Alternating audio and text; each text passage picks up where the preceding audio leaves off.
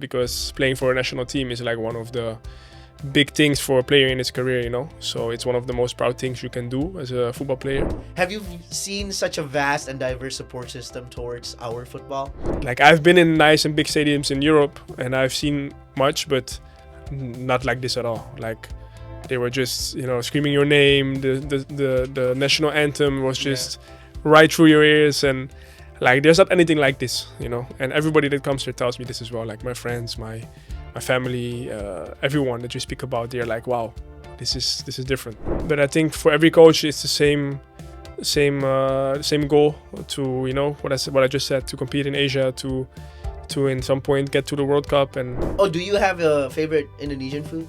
Soto ayam. Soto ayam? Yeah, that's my Soto favorite. ayam? Yeah, like the main goal is to get the title, and it's not easy because Indonesian league is really challenging. It's not easy at all. They always said that Indonesia is a sleeping giant, but I don't think we're sleeping anymore. Like,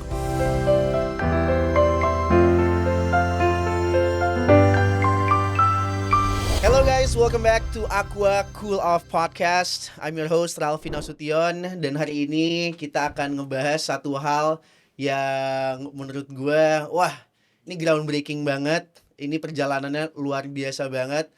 Kalau ngomongin Timnas Indonesia itu emang gak ada habisnya ya. Pergantian pelatih, habis itu juga pengalaman mereka menuju World Cup. Walaupun akhirnya tidak masuk, tapi perjalanannya gokil banget.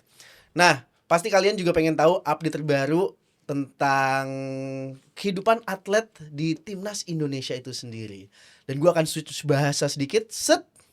So with us today, we have a player that always have Indonesia in his heart. A player that got so much attention from his debut until now. He is one of us. Please welcome Shayne Pattynama, everyone. thank you. Hello, Shayne. I'm happy to be here. Tepuk tangan sedikit boleh?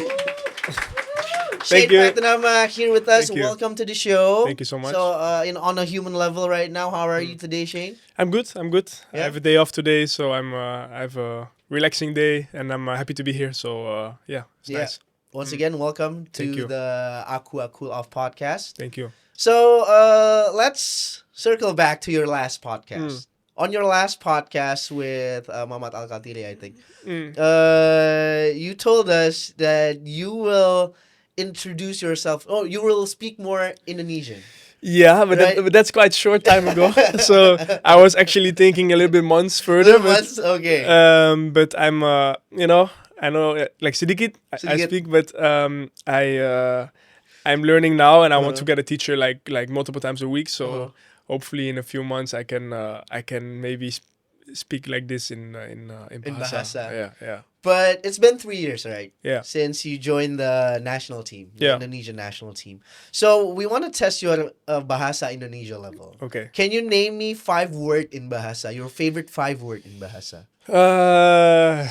On and off the pitch. On and off the pitch. Yeah. You have selamat makan, obviously. Selamat makan. With the That's food. a good way to start. Sabar. So let's say on the pitch. Oh, okay. So when do you use sabar? On the pitch? On the pitch as well. Like I use it, for example, like let's say we're playing and we finally get the ball back, and you say sabar, keep the ball, sabar. So that's when I use it. But also sometimes when the fans are around me, sometimes they're a little bit rowdy. Sometimes. Yeah. So I like sabar, easy, sometimes. But so that's how I use it. And what more? Like obviously selamat tidur, kanan, kiri. The basic stuff. The basic Kanan, stuff. Okay, But now, like I'm gonna really like speak it fluently soon, hopefully. Yeah. So what do you say when a teammate makes an error on the field? I'm not gonna say the word. I can say it, but maybe I have to bleep it out. You have to bleep it out. Okay, let's not go for that. Okay. Okay. So a little bit of your background, right? Your dad is from Maluku. Semarang. Born in Semarang. But it has Maluku roots as well. Yeah. And your mother is from Dutch. Yeah. So I know they use a lot of Bahasa when you were growing up, right? Yeah. So how was that growing up with a mixed family like that? Yeah, no, it was good. Obviously, my father is born in Indonesia, and My family also, lots of family from Indonesia also moved to Belanda. So actually, what I always say in interviews or whatever, like apart from the language, I don't speak Bahasa yet, but after that, like culturally and everything, we like the way we got raised. My father always spoke about Indonesia, about the life he had when he was growing up in Semarang. Even the culture, the way you get raised, the Indonesian values, like be respectful, respectful for older people, and this type of values he raised us with. And also, to be honest, every day we ate Indonesian food when I was young, So like culturally, to be honest, I've been growing up like this. Your whole life, basically. My whole life, basically, and the only thing is, it was my father's plan actually to that he will speak Bahasa to us, and my mom Belanda. So that was the plan, so that we can have that we speak Dutch and Bahasa. But we're in total of 5. I'm the youngest. You are the youngest. I'm the youngest. Out of 5. Yeah, youngest and of the 5. And you have a twin sister. A twin sister and 3 older brothers. So my father was a little bit like, how do you say it? Let me say lazy, because he was working busy and all his kids. So he was like, okay, maybe easier that I just speak Belanda language, and so that's why we don't speak Bahasa now. But what I say, it's quite easy to learn. So I will learn it now. So yeah. Well, hopefully for the next couple of months. Yeah. And then you come back to another podcast. Yeah. And then you can speak Bahasa more fluently. Will be better. Yeah. Do you practice Salim? Salim? Yeah. On your household? No, not that. No. So Salim is a pretty big culture here. Okay. Right? Towards older people. If you meet older people, you Salim. Oh, like this. Oh, no, yeah. Like when we meet older people, always my father told about this, but yeah, that's That's pretty much it. You know about that. Yeah. I know about it. Yeah. Okay. So how do you adapt with your teammates? The first time you got here, right? So language barrier is probably a thing for you. So how do you adapt to the language when you first got here? To be honest, in my team, it's quite much guys that speak English. But compared to now, yeah. Yeah. But like, you mean in the beginning of Timnas or in Persija? In the beginning of Timnas. Timnas, yeah. No, it was quite.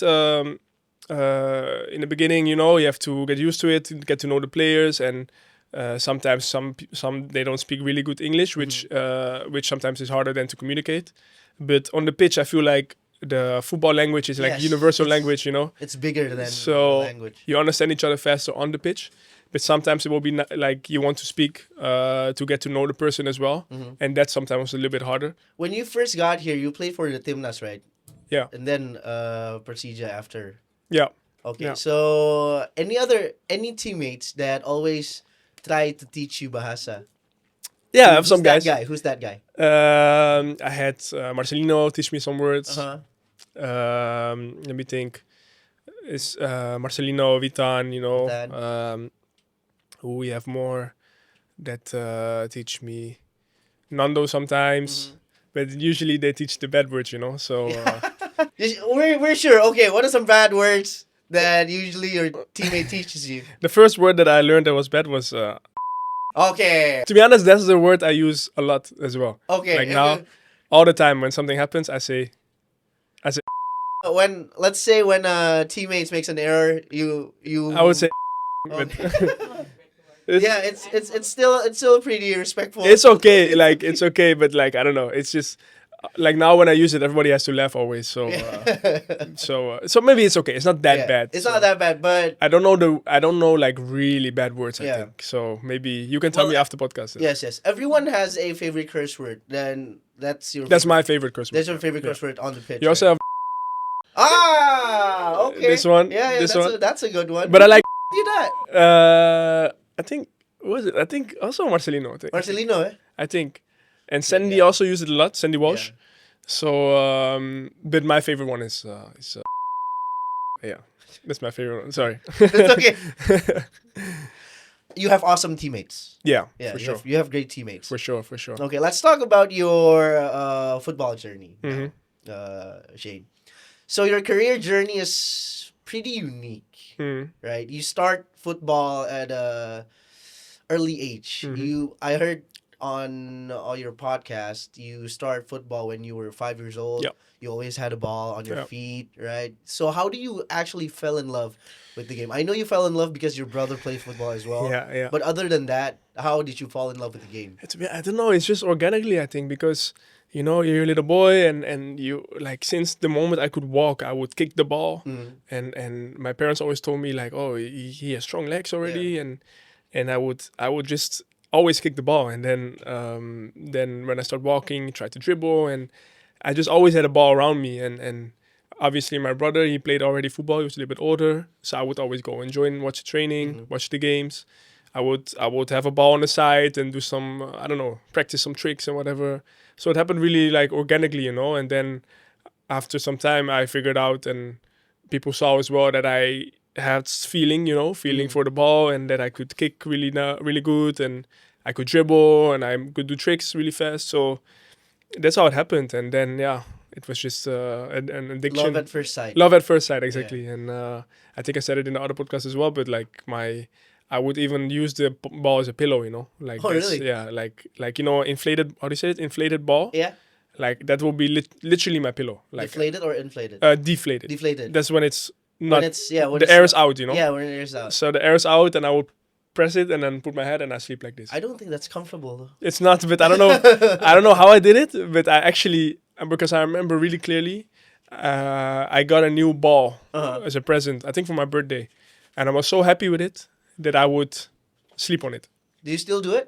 No, A no, I need good pillow now. So lot of good pillows, right? Yeah. You don't need a ball anymore. no, not anymore. Is that right that you play futsal too?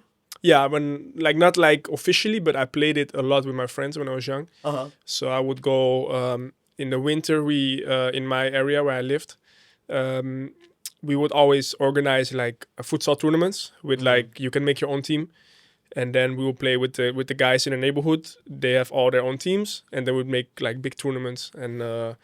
And even every Tuesday, Wednesday, we would always gather all the guys, and then we'll play futsal. So I'm quite familiar with it. Yeah, because I know your favorite football/soccer player is also during the Joga Bonito era. Yeah, that's Right. that's how I even like fell in love more. Like that's Because all the commercials are taken at a futsal place. exactly. I remember clearly this commercial with Ronaldinho Yeah. when you see him on the pitch, and then you see him as a young kid playing futsal. So futsal is also a big part of how I learned playing football, and part of that. So futsal is also a big thing for you because you do it on off seasons. Yeah. You Yeah. play it with your friends. Yeah. During your time at AX and Utrecht academies, were you trained in a futsal style training too? I mean, In the club, you mean? yeah. Yeah, sometimes actually. Like I remember in Ajax, they sometimes would organize like futsal training/tournaments, and then we will play like this in the futsal, like indoor. And with FC Utrecht as well, sometimes the coach would organize, especially in the winter, Yeah. because sometimes in Holland it will be snow, right? So we couldn't train on the pitch.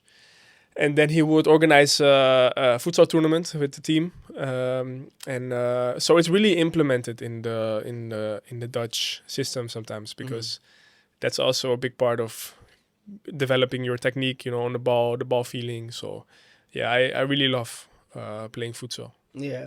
Mm. If you could choose one player from the Joga Bonito era, who would it be? Ronaldinho, obviously. Ronaldinho? Yeah. Have you obviously. ever met Ronaldinho in person? Yeah, no. No? Unfortunately not. Not yet. But he was actually my like idol when I was young, because Uh-huh. I would always watch Joga Bonito videos. I would watch Ronaldinho videos. I clearly remember this. I don't know if you remember this as well. Like this, he had this Nike shoe. The Total the- 90 shoe? I think so. And then this commercial was he would juggle the ball, Uh-huh. and he will shoot it to the crossbar, Uh-huh. and it comes back to him. Yeah, And then I remember he that. would, and then to the crossbar every time. And I remember I wanted this shoe so bad. So Ronaldinho was my favorite Joga Bonito, but also to be honest, my idol when I was younger. Yeah, you grew up watching him, right? You grew up watching him, and Yeah. just the way he was always playing with joy, with a smile on his face, and that's like a big, how do you say it? What's the word that I'm searching for? Like inspiration. Inspiration. Yeah, Inspiration. Yeah. I'm curious. Did you play any other sport? Because if you're an athlete, Yeah. I mean, you're not just good at one type of sport. Yeah. I mean, you can do any other sport. Did you play anything else growing up? I didn't play officially, but like I would play like I don't know the English word for it, but it was in school when we were young. It was called korfball. Curveball? Korfball. It's Is like it handball? nah, it's like basketball, but like really weird. I don't know, not basketball. It's hard to say. Like it's a Dutch sport, Uh-huh. which I would do because in the school you had to do it. So I would do that sometimes. Some basketball I would like to play as well. What more? Yeah, mostly this. But it was purely football, and then. But I really like basketball actually. Basketball. You like basketball? Yeah. I can. Are you still keeping up with the basketball trend until today? Not like I just like to watch the NBA. Uh-huh. And sometimes with my friends, like we would just go for fun and shoot a little bit. Yeah. But I'm not so good, not that good. But I just like I like NBA. It's not like I actively watch every Yeah. game, but when I can and see when it's on TV or whatever, Yeah, I the just highlights and yeah stuff. highlights. I love to watch it. So that's something. Do you have a favorite team in NBA? Golden State Warriors? Golden State Warriors. High five, man. You too? My high five, my man. Really? My man. Yeah. Okay, so Shayne, again, your career is pretty unique. You start from a top academy like Ajax, and then for Dutch clubs, you played for Utrecht. You went to Asia, Norway, Belgium, Thailand. Do you remember the moment when you got first call into joining the national team, Yeah. Indonesian national team? Yeah, I was. What was that? Walk us through it. Actually, I was the training camp I just talked about in Portland. It was actually there. Oh, So my agent at that time, he told me that he was speaking with the PSSC about that they're interested in me. So then Coach Shin Tae-yong was the coach then. So he was actually watching me and whatever. And a few days later, he called me and said like, they want you in the national team now. So we're gonna start out the process for the naturalization. So and I remember I was really happy. I was really really proud moment because playing for a national team is like one of the big things for a player in his career, you know. So it's one of the most proud things you can do as a football player. And then so then the process started. Took a little bit long, but but I think it was worth it because my debut was against Argentina in JBK Stadium. yeah. Actually, we were shooting at GBK as well. Yeah, it was right here. Yeah, So it's right here. this was my debut, so it was worth the wait Yeah. to make my debut against Argentina when they just got World Cup then. So that was really amazing. Yeah. Did you expect it at all, Yeah. playing for the Indonesian national football team? And how did your parents react to that? I mean, Yeah. born and raised in Indonesia, having Indonesian blood, Yeah. how was their reaction? No, the reaction from my mom, for example, she was really proud. She knew already that because we knew already from some years that it was talked about that I had Indonesian roots, and the media in Indonesia was already like how do you call it? Was already reaching out to me like, hey, are you willing to play? And I always said yes.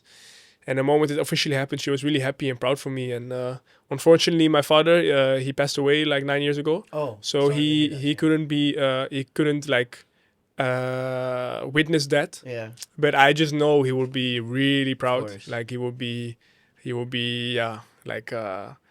just so proud, you know. Yeah. So unfortunately, I couldn't see his reaction, but I just know he's looking up course. from there and he's smiling and being happy about it. Yeah. Yeah, and now you're here in Indonesia, Yeah. playing for the national football Yeah. team and also for the CJ. Yeah. Congratulations to you, Thank Shayne. you. What an accomplishment for Thank you. you very much. So, what was your first impression when you visited Indonesia for the first time? Have you ever visited Indonesia before that? Yeah, I went to Bali Uh-huh. one time, but that's more like vacation, you know. Holiday? So the first time I went to Indonesia, actually the first time that I came for the national team was in Surabaya Uh-huh. because we played against I think Palestina the first game, but I arrived one day before, so I didn't play that game. So Surabaya, and I was like I liked Surabaya a lot, so I had a good impression. And the moment I went to Jakarta was like. Yeah, it was like the moment you stepped out of the plane, there's already people making pictures and being supportive. And also one of the first things I really saw is that there's crazy traffic in Jakarta. Yeah, of course. So that was also And it's not getting any better. no, it's it was in that way like there is also traffic in Holland much, but this is like Nothing compared, eh? like almost 24/7 traffic, you know. Yeah, right. That's So I hear you, man. I hear you. so that's a difference as well. But yeah, for me, like I always said from the first time I was in Indonesia, I always felt like, you know, this feeling, even though I was never in Indonesia, like the feeling like you're home, you know, like a feeling you have that you cannot explain. So yeah, I had that feeling when I started, or when I first came here. Mm-hmm. Yeah. You have this big dream, right? But along the way, Oh, have you ever thought of like, you know what, this thing is not for me. You know, I should just give up. yeah, because I've had, of course, a lot of hardships in my career. In my when I was younger, I struggled with some personal things that I had, and you know, I was sometimes thinking like, hey, is this my what is it called in English? Is this my Calling? my calling? Yeah. Is it for me? Because I felt like I did well, and then always something happened. Why it didn't go well sometimes, and I saw stuff, and I was like, maybe I should just focus and go to school or whatever. And then like I had that multiple times, but always when I thought that, there was this thing in the back of my head that always said like, no, you continue. You're gonna be a professional football player, and it will be all worth it. So yeah, I've had that idea sometimes, but luckily I listened to my feeling, to myself, and I always believed in it in the end. Like there was always this determination to continue, and that's one of the things I'm the most proud of, I think, in my career. The way I always, to whatever happened through hardships, I've always managed to come back and to stay positive and to achieve what I want to achieve. Is there a person that you idolize or your inspiration to keep you motivated, and how did you rebound from it? How did you bounce back from that feeling? A person like a football player, you mean, or Football player, could be a family member, someone who inspires you to just keep moving. yeah, that like for sure my father, you know, because he after he passed away, you know, I was 16, 17 years old, so it was quite hard, you know, because life doesn't stop. It's not like you can pause for 1 year and wait and then go. So you know, football goes on, the life goes on. So it was always a motivation to, because he was so proud of me, of everyone, like my siblings. He was so proud of us. So it was a big motivation for me to, you know, never give up, to show him what he taught us, because he also came from a his childhood was also not the easiest one, and he always told us about that. So I was always thinking, okay, you know, this is my motivation. I will never give up. I show you what you teach me, and same for my mom. You know, my mom also a big inspiration.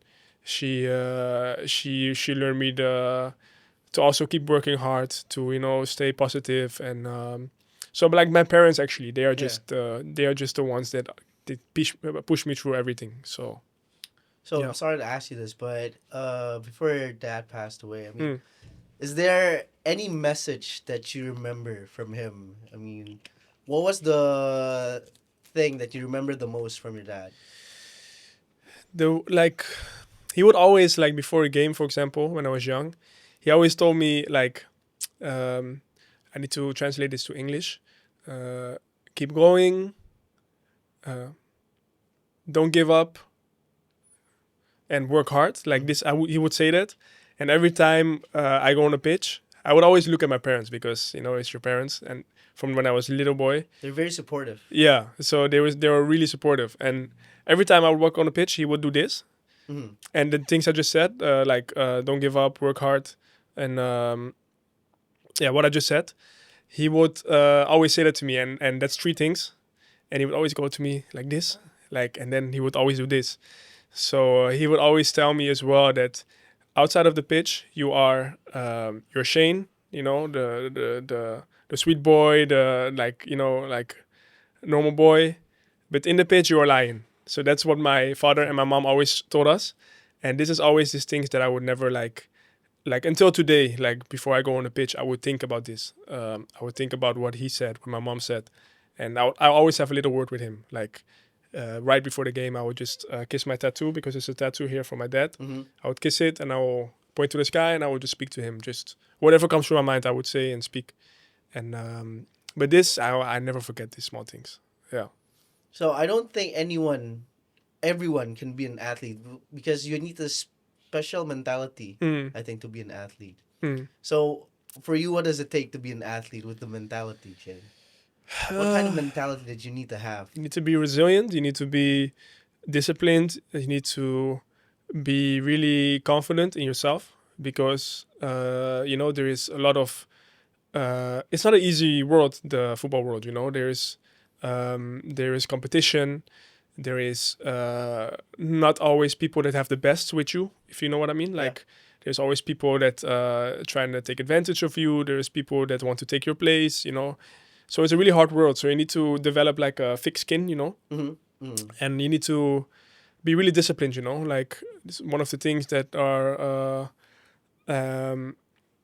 You can be disciplined maybe for 6 months or whatever, but you need to be that all the time. Yeah. Even when you have vacation, you need to always think about it. So one thing that's one of the big things for me that was in my career is that I would always try to do a bit more. So in terms of support, right?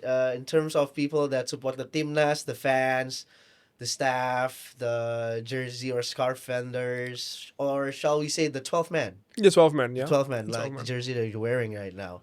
Have you seen such a vast and diverse support system towards our football? No, I've never seen something like this because what I said, my debut was in JBK against Argentina. And I remember it was sold out, and I think it's like 60, 70,000 people in the stadium. Yep, it's full house. Packed. So it's like the way, like the moment you go on the pitch, like I think even before the warm up, when I was checking the pitch, it was already like almost 60% full. And I was remembering that like I've been in nice and big stadiums in Europe, and I've seen much, but not like this at all. Like they were just screaming your name. The national anthem was just right through your ears, and like there's not anything like this. And everybody that comes here tells me this as well. Like my friends, my family, everyone that you speak about, they're like, wow, this is different. Yeah. Tell us more about your debut against Argentina. It was just it was really amazing. Like I remember I knew I was gonna play, and this was like for the first time like a big game like this in a stadium like this against a big team like this. And I was nervous. Not gonna lie, I was nervous. I was, but in a good way. I was really excited, and it's hard to describe how you feel when you're on the pitch singing the national anthem for your country, when there is 70,000 people screaming the national anthem as well. It was just such a proud moment. Like this is where like what we just spoke about, right? It's gonna be worth it. Like all the sacrifice you made, for example, with your diet now. Mm-hmm. Like this was all worth it, when you think about like, wow, such a proud feeling. So that was for me really one of the big moments in my career. Did you shed a tear when the national anthem was playing? Yeah, almost, because I remember already when I was in the bus on the way to the game, I was already like quite emotional because I was thinking also about my dad, right? And like thinking about if he would see this, because my dad was also an emotional man, so he was so proud of us, of the kids. So he could be like tearing up seeing us succeed in whatever. Yeah. Like I remember him watching my sister. She was in like in a Dutch musical kind of. It's called Kinderen voor Kinderen. It's like quite famous. Oh, you have a big family. Yeah. And all of them pursue something. Yeah, they pursue something. And I remember her. She was actually performing in a big performance. And he was like, and I look at him and he was tearing up, Yeah. So he would like, I know for sure if he was in a stadium and watch me, he would be tearing up. So that's why it was an emotional day as well. But I didn't cry, but I was on the edge. I remember clearly. So it was a lot of feelings coming through in that game. Yeah. Wow, crazy. Yeah. So walk us through your first goal as well. I know you lost the game, but first goal is the first goal. Yeah, a goal for a national team is still a huge moment. So I remember I was against Iraq in Basra away. It was also a really big stadium actually, like 50, 60,000 people, sold out. And I remember, I think we were 2-0 behind in the first half. Mm-hmm. And I remember clearly that there was this ball, and that Rafael Struik, he went, and he was on the side, and I was like, okay, I need to sprint now in the box, in the 16, and he made a nice action, and he played a nice ball to me, and I remember I was thinking, okay, when you get the ball, just shoot, I remember.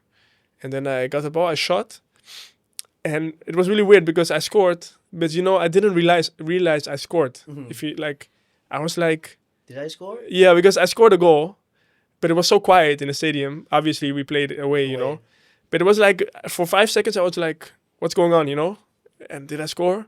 And then everybody went to me, and then I realized, like, oh, wow, I scored. And so it was really, even though we were still 2-1 behind, it was still also a proud moment to score your first goal for the national team. Did you have a picture of that hanging up right now? I have a picture like that I was celebrating, that I did like pointing to the sky, and sometimes when sometimes I like to watch back and to to re-feel that moment. So that must have been nice. Yeah, for sure. So if you have to be honest right now, where do you think is our current level of Indonesian football, and are we good enough to compete in Asia, or are we still kind of behind? I don't think we're behind because we actually just came through the last round for the World Cup. So I don't think we're behind at all. I think we are developing really good. If we for me, I can also see from where we started kind of 3 years ago, when we were actually in the first round against Brunei. Yeah. And if I see that whole the whole development until now, it's such a big difference, and in professionality and everything, and it's not quite like that we come to the last round for the World Cup and play against Saudi and Iraq. It's already really like a big achievement in the short time. So I think we are on a good direction to go to, of course, the big dream to get to the World Cup. And the level, if you look at the players we have players that play in Bundesliga, in the Serie A, in the French league, in the Dutch top league, in England, top teams, and top players. So, I think we are in a good way. Good way, yeah. Well, no, Indonesia has never been past the second round, right? Exactly. Yeah. That's what I mean. So, yeah. So we're in a good track right now. That's what I'm saying. Like, we're not behind for sure. We are in a good way. Yeah. Do you think what needs to be improved?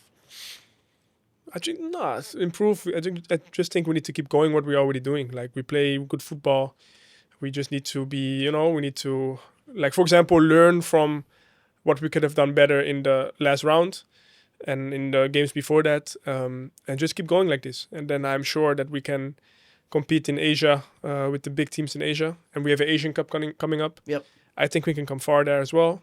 So, we are on the right track. Yeah, we're on the right track. They always said that Indonesia is a sleeping giant, but yep. I don't think we're sleeping anymore. Like we are actually we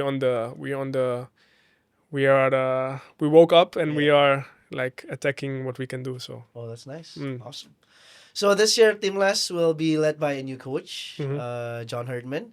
Is there any difference in the routine, practice, or team vision between the past couple of coaches? For now, with the new coach, I don't know yet because we haven't trained with him yet. I have met him one time and I have a really good impression of him. He has really big ambitions with the national team, and he knows what this means for the fans and for everyone.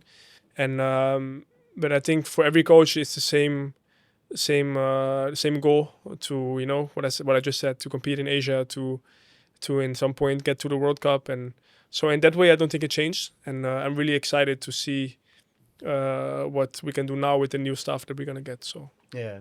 So looking forward to that. I mean, every time there's a new coach, we want something to get better, right? Yeah. So looking forward to that. But this is interesting. The competition for your position.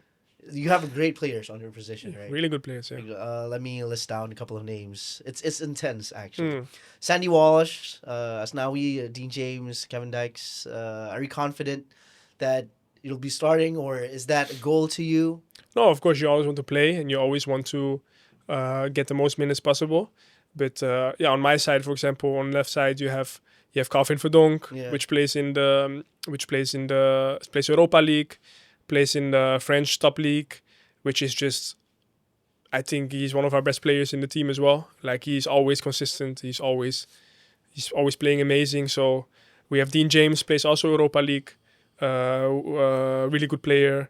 So I think it's good because you get competitive, you want to be better, and you also learn from it. Like I said it also in what I said last podcast, but like when you watch Calvin Verdonk play, like you can also really learn from that, So yeah, it's big competition, but that's normal. If you have a good team, you have good players everywhere. So on every position we have good competition and good players. So yeah.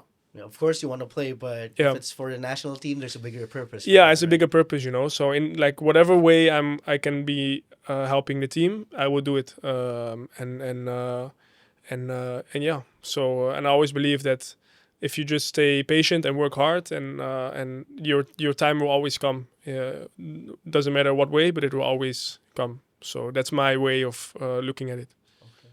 I forgot, how old are you, Shayne? 27. 27. Yeah. Oh, long way to go still. Yeah. Career is very long. Yeah, right? yeah. True. So let's talk about your life outside of football. Do you call it football or soccer in Football. Football, right? Yeah, football. Okay. Let's talk about your life outside of football. Yeah. It's been 3 years since you got here in Indonesia, right? So let me ask, how's your life outside the pitch? Have you tried warteg? How Indonesian are you right now, Shayne? Have you tried warteg? Have you nasi padang? Have you run around GBK? Pictures? Yeah. A lot of pictures. Cameraman here at GBK. Yeah. No, I like food wise, like I've been already eating Indonesian food since I'm a little boy. So that's not really a difference for me. That's not really new for me. But now, like actually living in Jakarta is different. Like actually the first time I was here, I was running around JBK with I think he remembers as well. Yeah. And it's really it's like a culture almost, right? To run. Yes. In the morning, right? In the morning. In the evening as well. Yeah. We hunt photos right now. Sorry? We hunt a lot of photographers. Okay. Are standing by. No, I like apart from that one time that I went around JBK, like I don't do that much because we train already a lot. Yep. But what I say, I eat a lot of Indonesian food here every day, and I when I have time, I like to maybe see more places as well in Indonesia. I've been already to some places, but since I'm so close now, I can go to a lot of nice places in Indonesia. So yeah. So do you have a favorite Indonesian food? Soto ayam. Soto ayam? Yeah, that's my Soto favorite. ayam? Yeah. When was your first encounter with soto ayam? I don't know exactly when, but it was when I was young. Because at home we always ate Indonesian food. So my dad or my mom would make really good soto ayam. Yeah. And Nice. and then I remember I was but actually when I was younger I liked nasi goreng more first or satay. But that's too much carbs, right? Nasi Yeah. But when you're young you can eat a lot and Yeah, without it making a problem. So I would always ask for nasi goreng or satay. And but then when I got older, I think in the last like 7-8 years ago, I started to then fall in love again with soto ayam. So every time I'm back in my mom's house, I always ask her, "Can you please make soto ayam?" So and she can make really good Indonesian food, even though she's Belanda. When she met my dad, she learned to make Indonesian food, and nice. she makes so good food. So with that soto ayam, do you have emping as well? emping always. Yeah. In this, every time I eat Indonesian food, I have to have emping on the side. Emping, yeah. Because that's just every time I take a bite of with emping. Like I have to have it with me. Yeah. Or krupuk or. But your favorite kind of crackers is emping, right? Yeah, that's my favorite. Okay. That's my favorite. But be careful, asam urat. Asam urat, I don't know what's it in English. Asam urat. Yeah. What is it? It's a type of, not disease. I mean, if you eat too much emping, Oh. they say you can have asam urat. Okay. You could get asam urat. I will watch out for it. Okay. What about sambal, Shayne? Sambal, Are you a big fan of sambal? Yeah, I like, but I have like a limit, Of course. Because, for example, my father, he would make his own sambal, always at home. Too spicy? Like he will make it himself and put all the spices and whatever. And I would sit, for example, on the couch. He's in the kitchen making it. And I would sit and he makes it and my eyes start watering and my throat like, It's too spicy. He makes it so spicy. And the only person in my family that can handle it is my sister, my twin sister. Because my father would give it to her when she was a baby. And my mom would say, "Oh, don't do it. That's It's too spicy." Yeah. But my father said, "No. That's how I also learned it." And he would try to give to me, but I didn't like it. But my sister would eat it, and then after she would come back, like she would be like, and then as a baby walk away, get a drink, and then she would come back and ask for more. So that's how she learned to eat it. That's the sambal addiction. You know? Yeah. So I like it, but on a limit. Like, On a limit. On a right, limit. okay. Yeah. Because Indonesian loves their sambal. Yeah. For sure. So do you hang out with a lot of teammates? Do you Yeah. hang out? Where do you usually go with your teammates? Like for example, the teammates from the national team. Sometimes we go to the mall. We just go to a nice coffee shop or something. Now also, like I would go to the mall as well, and just go like walk around a little bit. Do you shop a lot? Not really actually. Not Like really? I would just walk. I just like to walk around and see, but I don't really shop that much actually. Yeah. I don't really shop that much. I like to have, for example, a lunch, like a nice lunch or a good dinner like this. But shopping not really your that style? much. Not like when I need it. Yeah, let's say before summer or whatever. I Like- just do like one or two big ones, Mm-hmm. but not like every day I would buy something or whatever. No, not Okay. really. Do you like collect sneakers or? I like sneakers. Yeah. I like sneakers. Me and my fiance, we like to, when we go to stores, we always like to go into the sneaker stores and see what shoes are nice. Yeah. So I have a decent collection, I think. You have a So, decent collection I of think so. sneakers? Yeah, I Oh think so. my Yeah. God. But anyways, who is the closest one? From the team? Yeah. Prestigia or national team? Both. Let's do both. National team, I'm close with Mark Klok. Yep. I'm close with my first roommate was Stefano Lillipali. Mm-hmm. How was that? Really nice because Yeah. he has a lot of experience and he knows everything about the national team and all the things you need to know. And really good guy as well. So after that, my roommate was Rafa. So I was a lot with Rafa. Mm-hmm. Rafa Struik. I was also a lot with Ifar.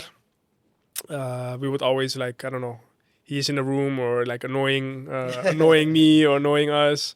Sometimes we go to the mall together but I'm quite good with all the players. But Yeah. like mostly with this guy. I can see that. I mean, I Yeah. can see you get along with all the players. Yeah, so. yeah, for sure. So yeah. Yeah. It's, A lot of so you're actually close with a lot of them, right? yeah, Almost close. with the whole team. Yeah, to be honest, like for example, I'm also really good with Sandy, with Jordi, with Rido, Marcelino. Like what I say, like I'm of course some people you hang out with more, Yeah. but with everyone everyone I have a good connection. No, that's good. I can see that too. I mean, you're quite an easygoing person. Yeah. I like to connect with everyone. So Well, that's good. So, on your spare time, like, what do you do? Play video games? Do you play video games? before I did What do you mean before? like when I was younger, I would play a lot of Okay. like FIFA. Now you don't have the time. And I have time actually, but I don't know. Like every time when I got older, I was like, okay, let me get FIFA, and then You don't play it. I played 1 week, Yeah. and then I'm like, oh, I'm bored. I don't want to play it anymore. Yeah. I would also play Call of Duty a lot, Oh my god. when I was Call of younger. Duty. but I don't know. Sometimes it's like, okay, I don't really want to spend time playing games anymore. I think I can still play it if I want, but it's okay. It's Yeah. okay. So for my free time, I like to, what I said, I like to go for dinner.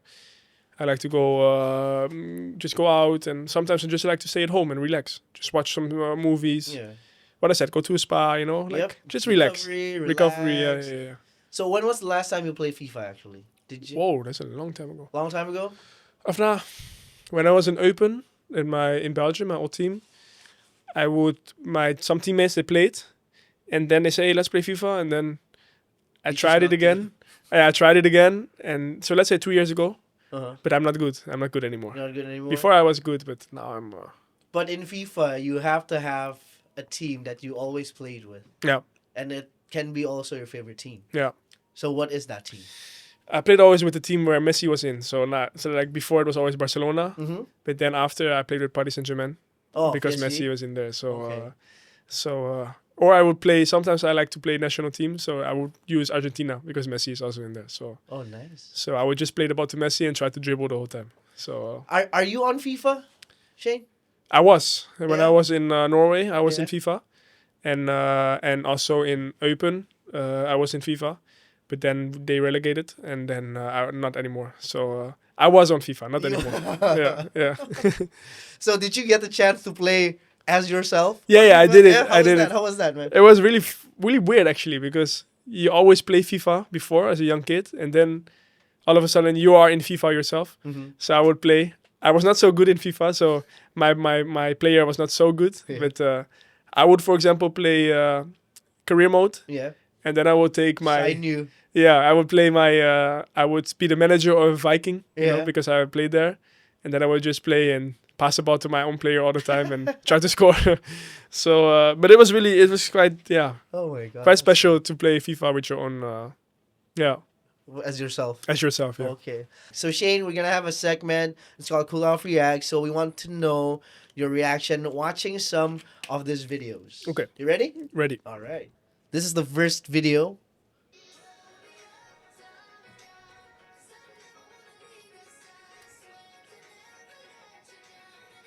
Have you ever been here? I've been here, I think. Yeah. The Labuan Bajo is Flores, no? Or not? Flores is Or is different? it's different. Lombok, it's near Lombok. Bali too. We're going there in 2 weeks. You're going there in 2 weeks? Sumbawa. It's a nice place. It's beautiful, huh? Bali, I've Bali. obviously been.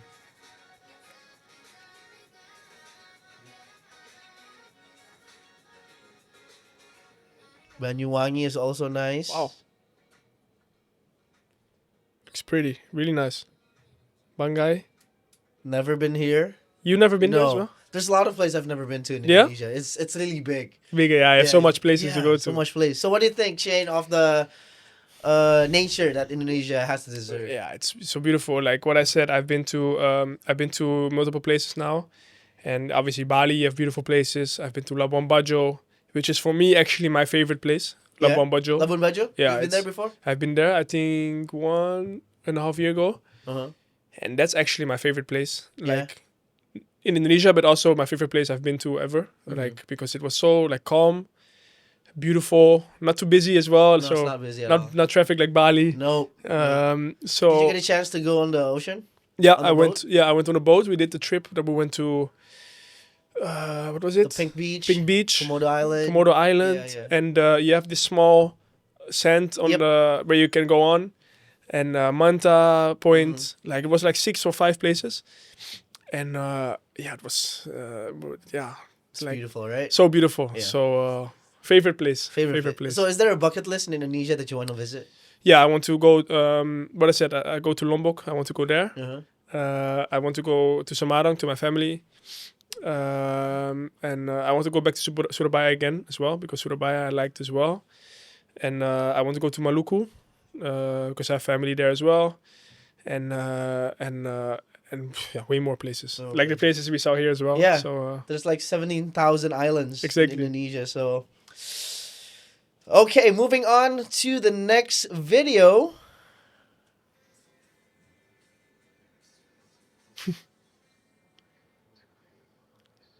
Bunch of kids playing in the rain, playing in the rain. a lot of rain here. Yeah. Did you experience this as well Yeah. back in Holland?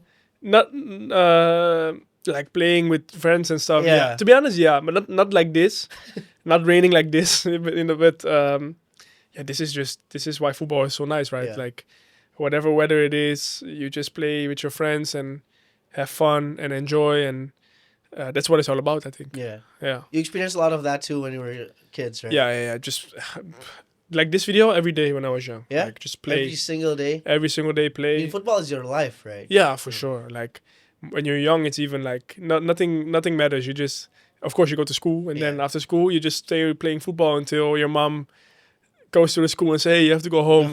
We have to eat or whatever." You know, like this. So yeah, that's what it's all about. Yep. Football is life. Yes. Okay. This is the next video. I know. In the futsal, huh? Yep. That's you. So tell us the story of how you came to this match, and did you actually enjoy what you saw? A lot. Like I was actually, I saw it on Instagram that there was futsal, Mm-hmm. the Asian Cup, Yep. And I sent a message to my friend. I was like, hey, I was actually asking. No, I was asking him what is he doing because I want to meet with him. And he was like, I'm going to the futsal tonight. And I knew it was futsal going on. So I was like, oh, okay, where's the game? Really close to my house. So he said, I said, can I please come? Because I said, I like futsal and I played it myself. So then he said, okay, no problem. I fixed a ticket and you can come. And then I went to this game and it was really fun. Because the first game I went to was against Japan. Which one was first, Japan or I think Iran? Japan. Japan first. Final Okay. Iran. Yeah. Okay, yeah. So I went to the Japan game, and it was so fun. Like it was really like, and the fans were also, again, they were also amazing in Yep. in futsal. So I had a lot of fun, and I actually went to a second game as well. I would like to watch more of futsal, yeah, live. What do you think of the futsal team? They're good, Good? really good. They were this close. They're so close. So close. What do you think of them? They're so good. I was really impressed actually about because they won against some big teams. Yep. And to get to the final in the Asian Cup is big, you know. And they almost won it. I really want to watch the game, but I had official training for a game, so I couldn't watch. But yeah, getting to the final of the Asian Cup is huge, yeah. Yeah. And they played against Iran, yeah. And Iran is number Yeah, they're 3 pretty in up the there. world. They're pretty up there. They're like one of the top teams. So and they almost beat them. So yeah, I think football of Indonesian is not only being developing in football, also with futsal. So Yeah, it's really nice. both Yeah. both are developing as well. Yeah, So if you have to compare between football and futsal, yeah. which is more exhausting for you to play, and which suits your play style, so you can cool off mid game? You know. Like obviously, football is what suits me more, and that's what I'm doing now, and that's my career now. But in terms of like cool off, Yeah. I think futsal you have more time to cool off, right? So you have more time to drink, let's say Yeah. AQUA in the Mid game. mid game. Breather. Sometimes you get a sub and you have time Yeah. to I need my AQUA. So yeah, I think that's the difference, you know. With football you have like 45 minutes, 50-minute break, 45 minutes. With futsal you have more times. Like it's really intense, but then also you go out for a bit and then you go again. So yeah. Mm. So it's more exhausting for football, but during futsal you can take as much Yeah. as breather and cool off Yeah, moments as take you a want. breather. But I think it's like shorter and intense, you know. But then what I said, you can take a breather faster. So Yeah. All right. mm. So now we're talking about the present moment. Mhm. You're playing for Persija currently. So Yeah. how does it feel like? What's the biggest challenge? It's good. It's really nice. Living now in Jakarta and playing for a big team like Persija is also really proud. So the challenge now is obviously to get to the title. We're course. in a big title race, and like the main goal is to get the title. And it's not easy because Indonesian league is really challenging. It's not easy at all. It's really physical. It's physical. It's lots of good players. Yep. So it's really challenging. Like every game is like hard. Like it's not easy. So, but it's fun, you know. I like a challenge, and I hope that we can get good results and get to the title. So Yeah. Yeah. Well, hopefully we get that. Yeah. Shane, amen. inshallah. So about Timnas now, what's the closest game for Timnas, and what's the goal for the management and also the coach? Any hopes? The closest I think we play in March, end of March. And like the main goal now is I think to get used to the new staff and that the staff get used to us, the way of playing, to implement good training and good practice games and whatever to get used to the system the coach wants to play. I think the main goals now is the AFF is coming this summer, so the goal is to get to win the AFF, and after that I think the Asian Cup is coming also soon. Mhm. So we have a lot of things that come up, and I think it's good to to get to know the staff better and to get a good playing style, and then show what we're capable of. Yeah, Okay, looking forward for that. for sure. And last but not least, we're talking about Shane, you right now. What are your personal goals for the next 5 years? personal goals is to win the title in Indonesia, Mm-hmm. to be an important figure in the national team, to with the national team to what I said, to get far in the Asian Cup, to win the IFF, to there's a new World Cup qualification coming up, and to be part of that, and to be hopefully qualifying for it. And with the club, what I said is I want to be a important player for the team, and to win titles. So that are the main points for me, and to develop as a person and develop as a football player. So to make a good difference, it's Make a important good for difference. me. Yeah, All right. And always remember what your dad said, right? always Those Ev- 3 things. 3 things That's every your day value in life, right? for sure. It's one of the biggest things for me. So yeah. Okay. Hmm. Well, I think that's that. But one more question Okay. to wrap this podcast out. Who is your GOAT? Is it Ronaldo or Messi? I know the answer for this. But this is easy, no? Yeah. It's easy because Argentina just won the World Cup. Yeah. No. So he has the upper hand, right? For me, it's always been Messi. It's always been Messi? Like, don't get me wrong, Ronaldo, amazing, amazing and one of the best ever, one of the best, but you cannot compare it to Messi. Messi is just Messi. So for me, the GOAT is Messi. I hope you think the same. Or? Yeah. You agree? After he won the World Cup. Yeah. After he won the World Cup, I think the GOAT is Messi. And before? Before, it's kind of, the conversation is still there. It's still pretty much a debate. I Okay. think. For me personally, it's not a debate. Even when he didn't have the World Cup, if you just speak about the players, Uh-huh. like Messi is just Yeah. like Messi is Messi. Messi is just as a football player, he's just there. So, but okay, I get what you mean. But Yeah. now with the World Cup, Yeah, with the World there's Cup, no doubt. There's no doubt. He has the Yeah. upper hand. It's Yeah. not a debate anymore. Yeah, It's just the stats speaking. yeah, He yeah. won the World Cup. Everything. Ronaldo never won the World Cup. Yeah, Not yet. yeah. No, don't know. But what if he wins the World Cup? What would Then you it's say a then? debate again. Okay. Even when he wins the World Cup, for me it's Messi. It's Always. still Messi? Yeah. All right. Any message for young guns, maybe? Shane. To what I said in this podcast, like to always believe in yourself. To whatever happens, life sometimes is not fair and not easy. The main goal is to always see the bigger picture, to always believe in yourself, and to never give up. And if it's football, if it's whatever you want to achieve in your life, I think you always achieve it if you believe in yourself and you work hard and you have discipline. So that's something I would like to say to the young people. And I think enjoy what you're doing. enjoy what you're doing. Yeah. I think you treat people the way that you want to be treated too, Yeah, right? yeah, for sure. No, that's one of the most important things for me. Like, treat people like how you want to be treated, and don't think less about anyone.